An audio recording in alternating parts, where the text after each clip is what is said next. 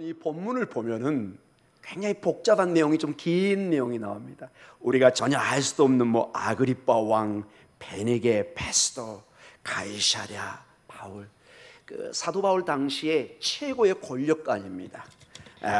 아그리빠 왕은 그 당시에 분봉 왕이고, 베네게는 그의 누이인데 좀 표현이 그렇지만 같이 사는, 그래서 굉장히 비난을 받았던 그 오누이 관계고요.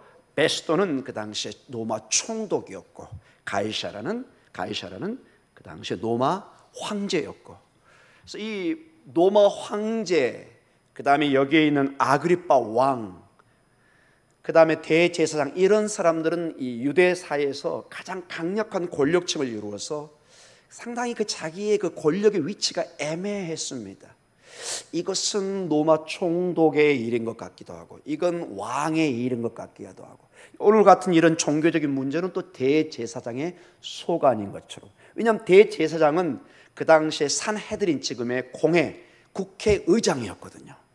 그래서 서로 이렇게 막강한 힘을 있으면서 서로 그 미묘한 갈등 속에 서로 협조하고, 오늘도 베네게 로마 총독이고 막강한 힘이 있지만 아그리빠 왕을 초대해가지고 이 가이사라에서 사도 바울의 문제를 조언을 듣기를 원합니다. 오늘 전체의 이 설교의 내용은 한마디로 이겁니다. 지금 엄청난 마치 국제 정세에 중국과 러시아와 일본과 한국, 남북한 관계, 미국, 이 사회에서 정말 한치 앞을 알 수 없는 국제 정세가 펼쳐집니다. 매일매일 새로운 소식이 다가옵니다.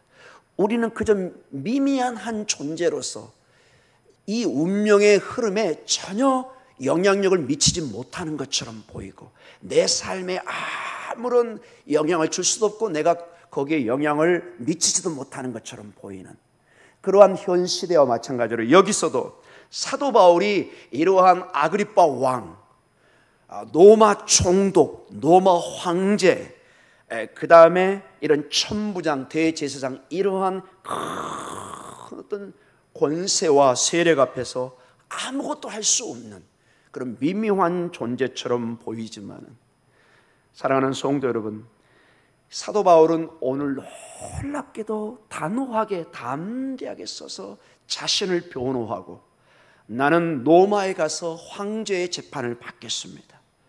그리고 궁극적으로 하나님이 약속했던 로마에 가서 복음을 전해야 된 것을 단 한 번도 추호도 의심하지 않고 담대하게 나아갑니다. 사랑하는 성도 여러분, 우리는 매일매일 하나님 앞에 양식을 구합니다. 매일의 양식, 매일의 만나, 매일의 은혜를 구하는 것이 한치 앞을 알 수 없는, 조금도 우리가 어떤 일이 일어날지 내 인생에 미래의 일은 제가 거의 저희들이 통제하는 것처럼 보이지만 사실은 전부 다 우리 통제 밖에 있습니다.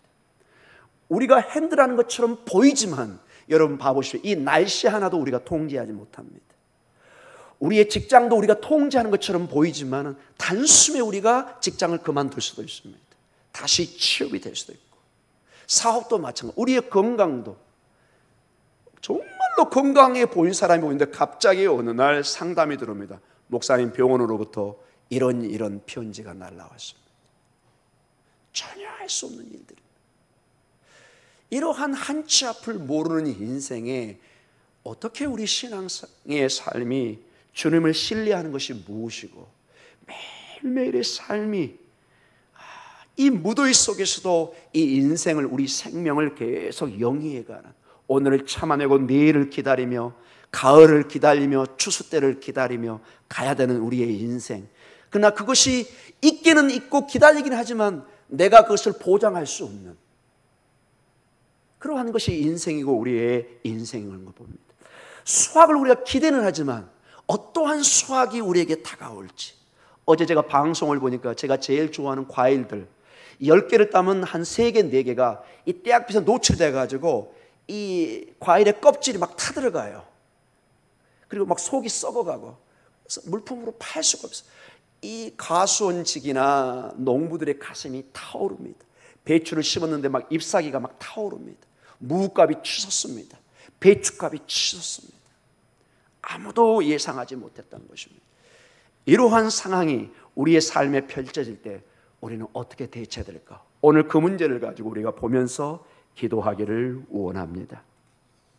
자, 먼저 우리가 이 두 가지 점에서 이 본문에서 여러 가지 면이 있지만 제가 묵상하면서 두 가지 점에서 우리가 한번 살펴볼 우리의 기도의 제목이 있습니다. 놀랍게도 우리의 이러한 삶이, 이러한 때론 고통의 삶이 분명히 예수를 믿고 성령의 인도하심과 기도 속에 살아가는데 우리에게 이러한 여러 가지 환난이, 고난이 닥쳐옵니다. 시온의 대로만 열려야 될 이 길에 어려움이 다가옵니다. 때로는 이해가 안 갑니다. 주님 왜 이럽니까? 왜 저희에게, 저희 가정에 이런 어려움이 옵니까? 그러나 이걸 또 이겨내고 기도할 때 하나님이 이러한 고통을, 어려움을 또 이겨내는 결과를 주십니다. 이러한 모든 패턴이 매우 예수님의 사역과 닮았다는 것입니다. 누구의 사역이요? 예수님의 사역과. 예수님은 전능하신 분입니다. 말씀 한마디로 모든 걸 할 수 있고 어떤 어려움도 미리 막아낼 수 있습니다.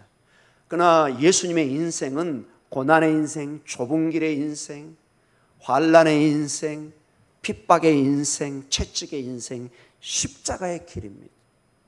여러분 때로는 의문이 안 드십니까? 저도 목회를 해가면서 이런 것들이 참 의문스럽습니다. 예수님처럼 능력 있는 분이 왜 어려움을 감내하실까? 우리 상식에 미리 어려움이 오면 내가 능력 있으면 막아버리면 되잖아요. 그렇죠? 귀신아 물러가라, 어둠아 떠나갈지어다. 그래서 그냥 시온의 길로 가면은, 가끔 저는 어렸을 때 제가 그 무협지 이런 걸 좋아했습니다. 여러분 남자 자녀들 키워보신 분은 아마 무협지가 막 이만큼 쌓여가지고 거기서 제가 특히 인상받았던 게 장풍을 쏘는 것입니다. 저만큼 보면 그냥 쏴가지고 적군을 미리 물리치는, 저는 그 어렸을 때 그런 환상이 좀 많았어요. 미리미리 좀 이렇게 막아내면 가까이 오기 전에 뭘 쏴서라도 이렇게 물러가게 하는. 여러분 그 무협지는 이렇게 상상의 소설들이지만 예수님은 실제로 그 능력이 있어요, 없어요? 있습니다.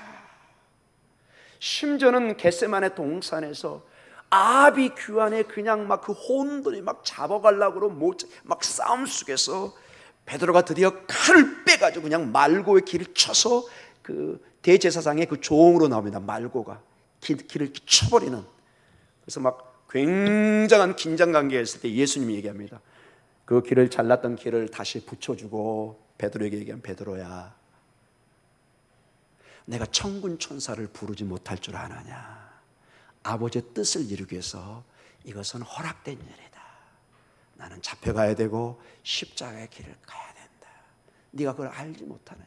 내가 능력이 없어서 이런 고난을, 이런 수모를 당하고 있는 줄 아느냐? 매우 인상적인 내용이 많이 있습니다. 오늘 여기 보면은 본문의 내용이 아그리빠 왕, 왕이잖아요, 여러분. 이 아그리빠 왕은 여러분 그 성경이 나오는 처음에 예수님이 탄생됐을 때 헤롯 대왕의 증손자입니다. 무슨 손자요? 그냥 손자가 아니라 증손자. 즉 이 아그리빠 왕은 2세고, 아그리빠 2세가 사도행전 12장에 보면은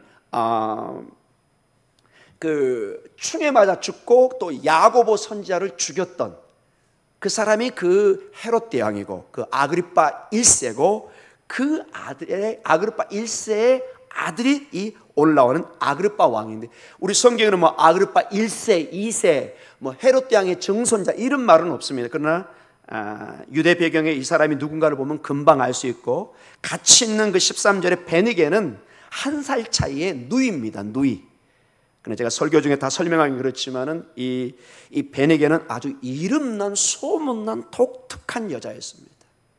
여러 남자와 결혼을 하고 결국 자기 동생하고 살았던, 그래서 유대인으로부터 많은 그 이상한 소리를 들었던, 세가적으로 막 풍문이 있었던, 막 미모와 막 모든 사람들의 그 마음을 확 뺏어가는 굉장한 여인으로 역사에 기록이 되어 있습니다.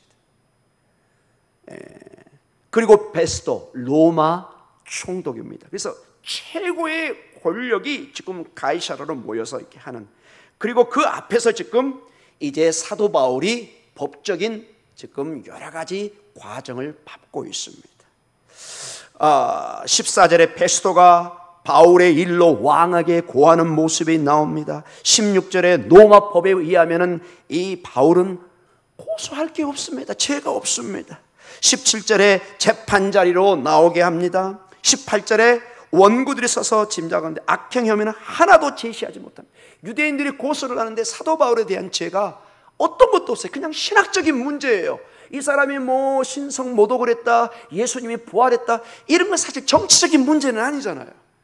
그러니까 이게 정치적 이슈로 좀 잡아가려고 그러는데 이게 전부 다 신학적인 믿음의 문제라 베스도 로마 총독 입장에서는 매우 난감한 문제입니다. 19절을 보세요. 그 내용이 뭐라고 나오죠? 19절 같이 읽어볼까요?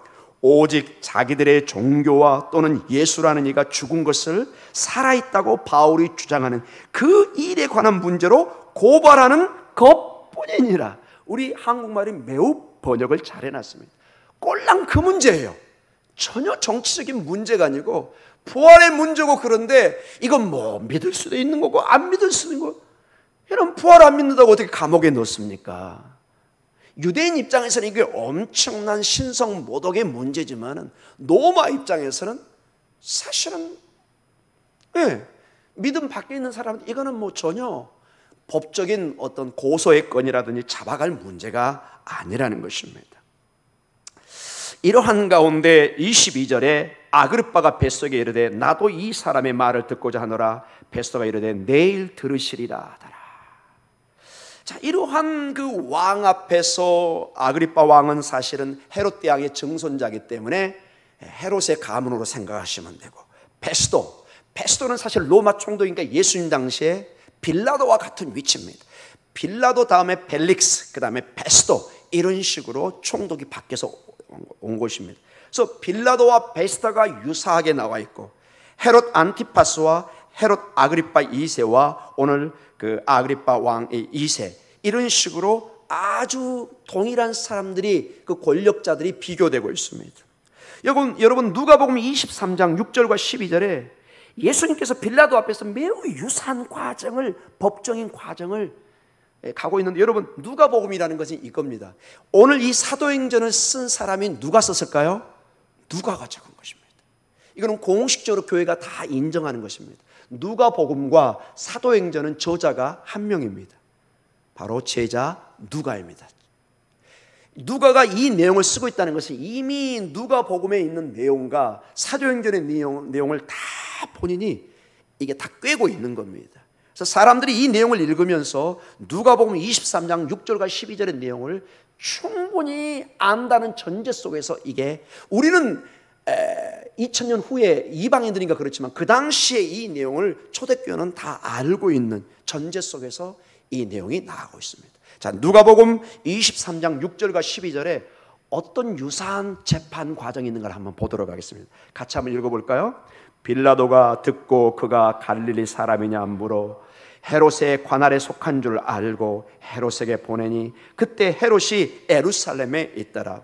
헤롯이 예수를 보고 매우 기뻐하니 이는 그의 소문을 들었으므로 보고자 한지 오래였고 또한 무엇이나 이적 행하심을 볼까 바라던 영고로라. 여러 말을 물으나 아무 말도 대답하지 아니하시니 대제사장들과 서기관들이 서서 힘써 뭐하죠? 고발하더라.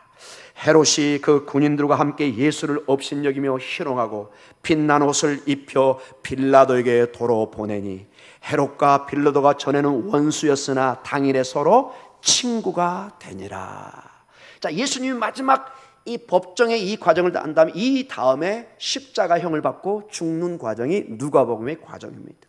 자, 여기는 비록 헤롯인데 이게 헤롯 안티파스입니다.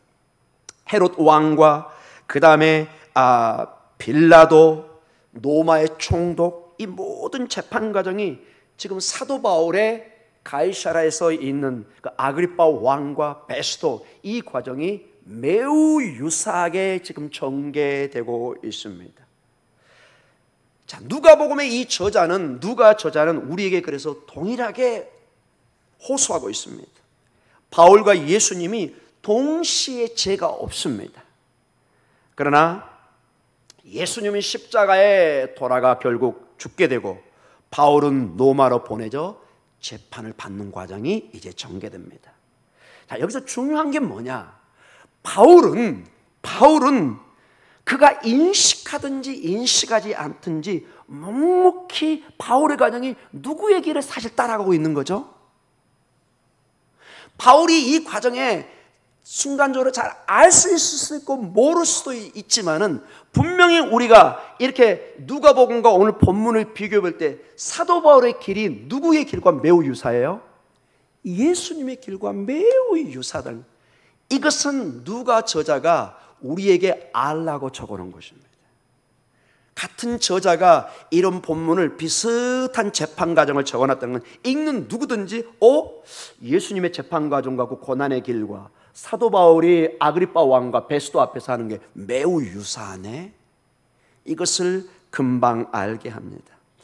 저는 이 말씀을 보면서 저한테 깨달아지고 묵상되는 게 뭐냐, 우리의 삶도 우리가 알든 모르든 궁극적으로 보면은 예수님의 발자취를 따르고 있다는 것입니다. 제가 서두에 말씀을 드렸지만은 신앙인의 삶이 예수라는 왕, 메시아라는 것은 왕입니다. 왕이 우리 안에 와서 능력을 가지고 왕의 통치 속에 시온에 들어 예수를 믿으면 우리가 믿음으로 승리하는, 그 어떤 어둠의 세력도 우리를 통제할 수 없는 빛의 온전한 충만함 속에 우리는 영원한 생명으로 나아갑니다. 그래서 어둠이 더 이상 우리에게 영향을 미쳐서는 안 되는, 이론상 그런 게 강한데 실제 우리의 삶에는 아직도 죽음이 있고 고통이 있고 아픔이 있고 질병이 있고, 때로는 여러분 누구에게 전화가 올 때 깜짝 놀라죠. 또 누가 아프신가? 누가 어려움이 있는가? 왜 이런 일들이 있을까요, 여러분? 왜 이런 일들이? 여러분, 이제 그 일들을 이상하게 생각하지 말라는 것입니다. 주님도 이러한 이상한 일이, 이런 뜻밖의 전화가, 고통이, 죽음이, 질병이, 아픔이, 어려움이 있었다 없었다? 있었다는 것입니다. 매우 놀라운 것입니다. 사도 바울도 마찬가지입니다. 제가 새벽마다 지금 사도 바울의 서신서 가지고 말씀을 전합니다. 사도 바울처럼 여러분 예수님 다음에 전무후무한 사람이 사도 바울입니다. 사도 바울은 얼마나 영적 세계로 깊은 세계를 봤는지 이걸 말하면 사람들이 시험에 들까 봐 거의 자기의 간증을 하지를 않습니다. 그는 삼층천을 봤다는 것은 하나님의 놀란 세계를 보고 온 것입니다. 뱀이 물어도 다치질 않습니다. 그가 손수건이라는 건 사실은 우리 같은 이런 손수건을 가지고 다니는 게 아니라, 학자들은 사도 바울이 주로 가죽 일을 많이 했습니다. 가죽 일하면 앞치마를 많이 하잖아요. 이렇게 앞에 옷 안 튀도록, 여러분 그렇죠? 가죽 일을 하다 보면 이 앞치마일 가능성이 높습니다. 그걸 이렇게 올리기만 해도 막 병자들이 나았습니다. 사도 바울은 늘 그걸 가지고 다녔습니다. 늘 여러분. 그 능력의 사람인데 사도 바울의 인생이 지금 우리로 볼 때 너무나 행복하고 고난이 없었다. 누가 말할 수 있나요? 사도 바울이 고린도 전후서나 서신을 보면 뭐라고 하죠? 내가 때로는 돌에 맞았고 채찍에 맞았고 마흔에 하나 감한 매를 몇 번 맞았다고 나오죠? 3번씩이나 맞았다고 나옵니다. 여러분 40에 하나 감한 39대의 매라는 것은 무슨 말이냐? 우리말로 하면 죽도록 맞았다는 뜻입니다. 원래 이게 40대를 맞으면 사람이 죽을 수 있는 채찍의 숫자입니다. 그래서 상징적으로 39대를 때립니다. 이게 뭐냐? 죽기 직전까지 때렸다는 거예요. 사도 바울이 능력이 없었을까요? 그걸 피할 수 있는? 여러분 어떠신가요? 사도 바울이 교회를 다니면서 구걸을 해야 될 신분인가요? 여러분 거듭 얘기하는 사도 바울은, 여러분이 사도 바울의 고향을 가보지만 명문 가문이고 굉장히 어떻게 보면 부잣집 자녀였습니다. 그러니까 그 당시에 예루살렘으로 유학을 보낼 정도로, 지금도 유학 보내는 게 쉽지 않은데 2000년 전에 뭘 보냈다고요? 유학을 보낼 정도로. 여러분 어마어마한 집안이에요. 지금도 터키에 가보면 이 집터가 우리 교회 전체 정도 됩니다. 여기 그 주차장 이런 다 합친 큰 터가 있습니다. 지금도 거기에 우물도 있고, 자기 집에 우물이 있다는 건 그 당시에 굉장히 부자들만, 그 중동 지역의 우물은 아무나 가질 수가 없습니다. 굉장히 우리식으로 하면 명당 자리죠. 물이 나올 수 있는 그런 자리니까. 그런데 그는 굶고 굶주리고 매맞고 헐벗고, 그는 학식으로는 그 당시에 가말리엘의 제자라는 것은 이미 게임 아웃입니다. 거의 이황, 이희 이런 어떤 세계적인 학자 레벨에 올라와 있는 사람입니다. 일반 사람과 대화가 안 될 정도로 높은 학식을 가진 사람이었습니다. 여러분, 사도 바울의 서신서를 봐보세요. 이 깊이가 얼마나 깊은지 지금도 신학교에서 사도 바울의 신학을 다 이해를 못합니다. 지금도 수백만 수천만의 사람들이 2000년을 연구해 오는데 지금도 사도 바울의 서신서를 연구를 해야 돼요. 그렇게 깊습니다, 여러분. 그런데 어때요, 여러분? 놀랍게도 사도 바울은 너무나 고난의 인생입니다. 어려움의 인생입니다. 자, 예수님도 그런 매우 유사한 인생을 살았습니다. 여러분, 근데 그것으로 끝이면 사도 바울과 예수님처럼 불쌍한 사람이 없습니다. 우리처럼 불쌍한 사람이 없습니다. 자, 결론이 중요합니다. 예수님 어때요? 그 십자가의 고난을 통해서 영원한 우리의 주님이 됐습니다. 여러분, 예수님이 십자가의 죽음이 없이 우리의 주님으로, 우리의 구세주로 와닿습니까? 그렇지 않습니다. 항상 우리 신앙 고백은 어때요?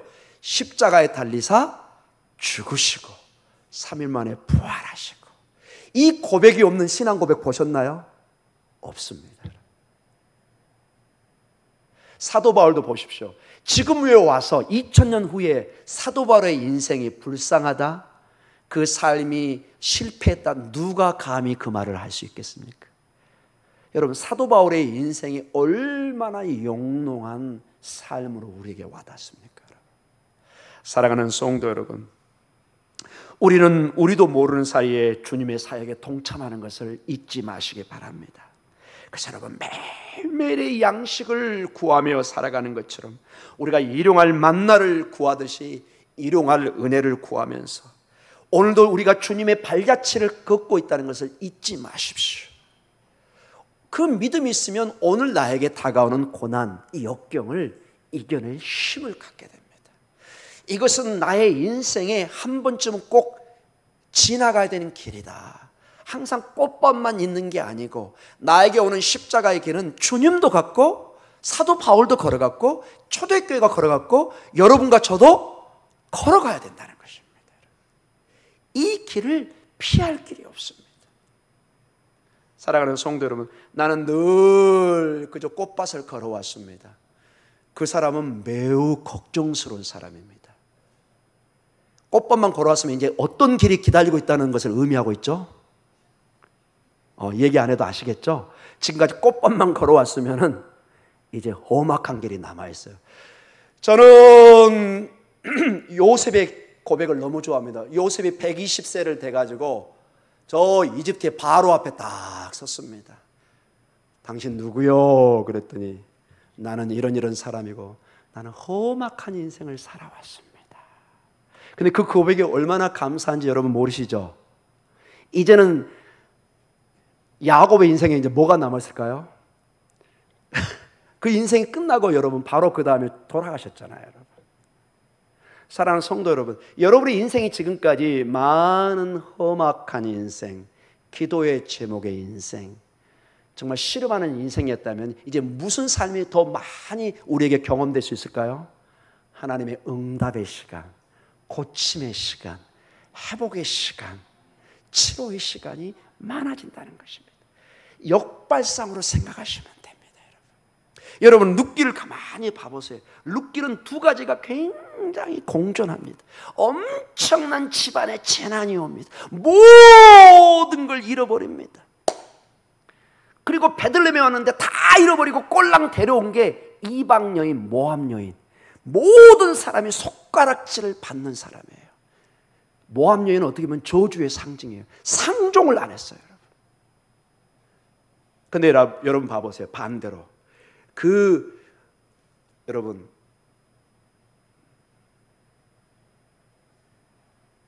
그 나오미, 그 줄곰의 이름이 마라, 쓴 이름이라고 부르라고 했던 그 여인이,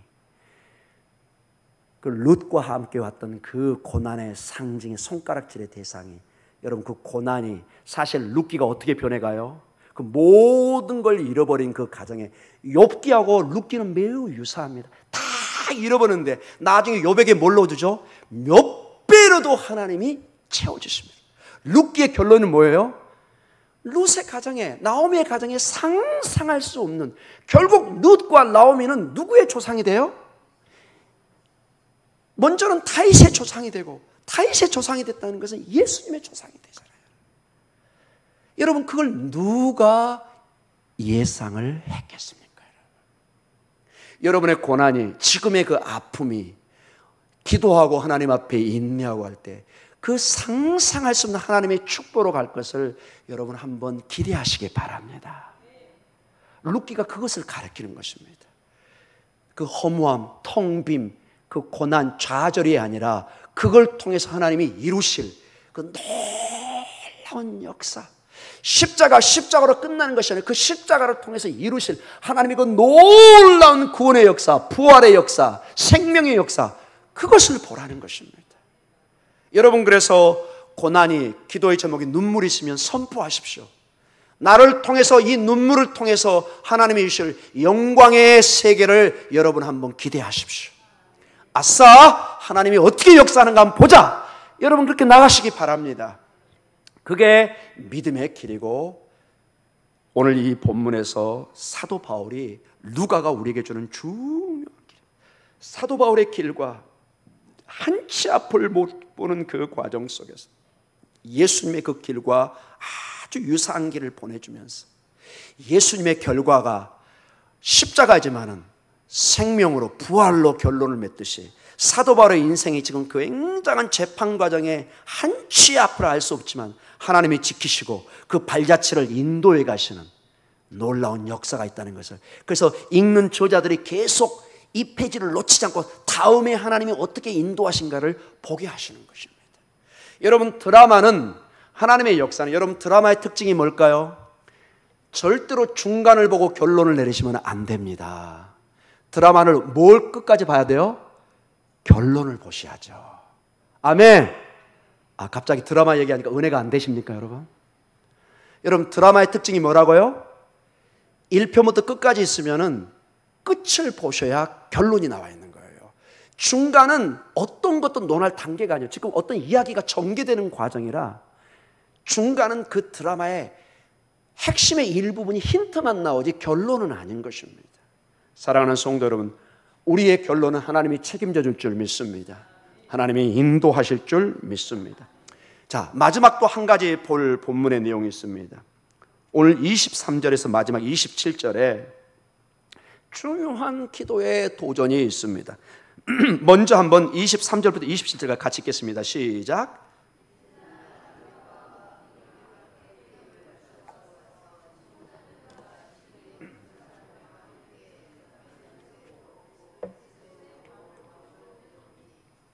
베스도가 말하되, 아그리빠 왕과 여기 같이 있는 여러분이여, 당신이 보는 이 사람은 유대의 모든 무리가 크게 외치되 살려두지 못할 사람이라고 하여 예루살렘에서와 여기서도 내게 청원하였으나 내가 살핀 것에 죽일 죄를 범한 일이 없더이다. 그러나 그가 황제에게 상소한 거로 보내기로 결정하였나이다.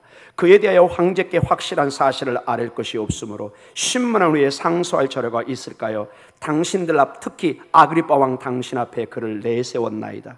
그 제목도 밝히지 아니하고 죄수를 보내는 것이 무료한 일인 줄 아나이다 하였더라. 아멘.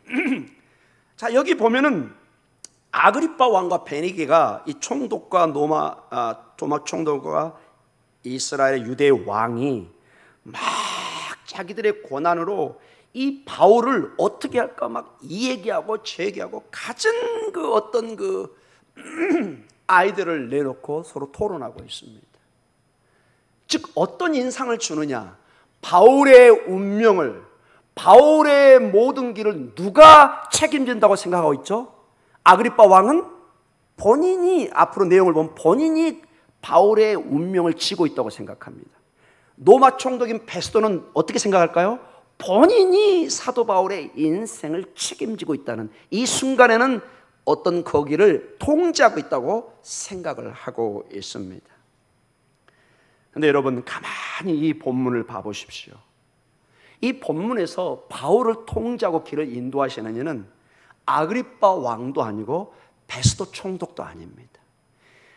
본문에 나와 있지 않지만 전체 흐름 속에서 예수 그리스도께서 원래 사도 바울에게 비전과 꿈을 가지고 있습니다. 너는 반드시 로마에 가서 나를 증거할 것이다. 이미 앞선 말씀에서 이 본문의 내용을 주셨습니다. 그래서 바울의 인생을 통해서 계속해서 베스도와 아그리빠는 그들의 통제가 아니라 도구로 사용되면서 하나님의 큰 구원의 계획에 성취가 계속 이루어지는 것을 보게 됩니다. 오늘 전체 내용의 주권자는 예수 그리스도라는 것입니다. 이것을 여러분이 보시면 우리 삶에 많은 여러 가지 일들이 있습니다. 어떤 상사가, 여러분의 주변 사람들이, 환경이, 여건이, 내 질병이, 어떤 문제가 나를 통제하고 나에게 명령하는 것처럼 보입니다. No, 그것은 하나님의 도구일 뿐이고 근본적으로 나에게 명령하고 내 길을 인도하시는 예수 그리스도라는 것입니다. 여기 보면은 24절 유대인들이 바울을 고소하게 하여 소리치고 죄를 묻지만 그를 죽이라고 외치지만은 베스도가 바울을 보호하고 구원합니다. 안 됩니다. 이 사람은 로마법에서 로마로 가야 됩니다. 딱 막아줍니다. 사실은 하나님께서는 베스도 총독을 통해서 누구의 생명을 보호하고 있죠? 바울의 생명을 보호하고 있습니다. 그리고 베스도는 사람들을 모아 바울을 고소할 항목을 찾아 25절을 보면은 로마로 보내기를 원하지만 아무것도 제목을 찾지 못합니다. 왜냐하면 바울은 죄가 없기 때문에 그렇습니다. 예수님께서는 제자들에게 경고를 합니다. 복음을 전하는 글에 환난이 있고 왕들과 권세자들 앞에 설 것이라고 얘기합니다. 그러나 걱정하지 말라고 그럽니다. 너희는 걱정을 하지 마라. 내가 할 얘기를 너희 입에 다 줄 것이다. 자, 우리가 어려움 속에 있으면 당하고 하나님이 안 계신 것 같고 하지만 하나님이 이러한 상황 속에서 우리에게 이런 말씀을 주십니다. 누가복음 동일하게 누가 저자가 적은 것입니다. 21장 12절과 15절에 놀라운 이런 말씀을 주십니다. 한번 읽어볼까요, 같이? 이 모든 일 전에 내 이름으로 말미암아 너희에게 손을 대어 박해하며 회당과 옥에 넘겨주며 임금들과 집권자들 앞에 끌어가려니와 이 일이 도리어 너희에게 증거가 되리라. 그러므로 너희는 변명할 것을 미리 궁리하지 않도록 명심하라. 내가 너희의 모든 대적이 능히 대항하거나 변박할 수 없는 구변과 지혜를 너희에게 주리라. 아멘. 사도 바울도 그렇고 여러분들에게 우리가 기도하고, 그래서 여러분 평상시에 기도를 해야 됩니다.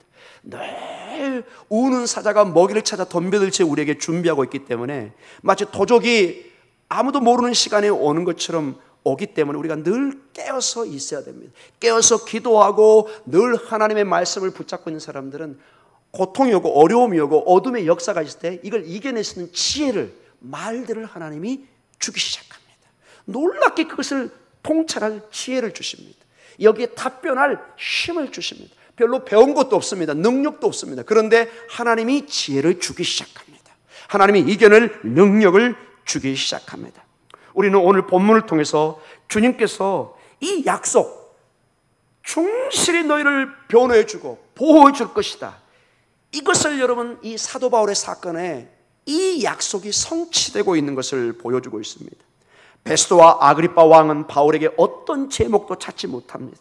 베스도와 아그리빠 왕 입장에서는 그들은 그들의 최선을 다하고 역사와 상황을 그들이 죽어나가고 있다고 믿지만은 결국 여러분 명심하십시오. 명심 또 명심해서 보십시오.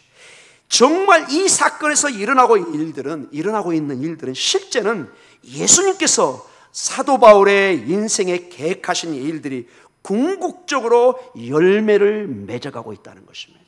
내가 너를 반드시 로마까지 인도해 줄 것이다.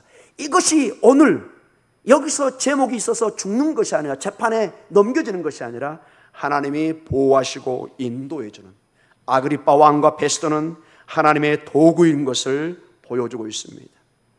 예수 그리스도의 계획대로 사도 바울은 여기서 죽지 않고 로마로 가서 복음을 전하는 것을 우리는 역사를 통해서 우리가 알고 있습니다. 사랑하는 성도님, 이제 결론적으로 말씀을 마치겠습니다. 우리의 인생도 마찬가지입니다. 신실한 주님의 백성들, 주님께서 오늘도 나를 인도하시고 승리케 하신다는 것을 여러분 의심하지 마시기 바랍니다. 연약한 나를 하나님이 오늘도 기억하시고 반드시 하나님의 선한 곳으로, 하나님의 계획된 곳으로 우리를 인도해 가신다. 하나님이 우리와 함께 하실 때는 세상의 오늘의 베스도와 같은 총독도 노마야의 힘의 상징입니다. 아그리빠 왕, 유대 왕, 유대의 힘의 상징입니다. 그 누구도 사도 바울의 길을 막을 수는 없는 것입니다. 여러분의 인생도 하나님 앞에 기도할 때 오늘도 믿음으로 반드시 승리할 줄 믿습니다. 세상은 이해하지 못하지만 하나님과 여러분 사이에 말로 다 할 수 없는 믿음의 길이 있다는 것을 잊지 마시기 바랍니다. 그래서 오늘도 우리가 당당할 수 있습니다. 오늘도 힘있게 나갈 수 있을 줄 믿습니다. 아멘.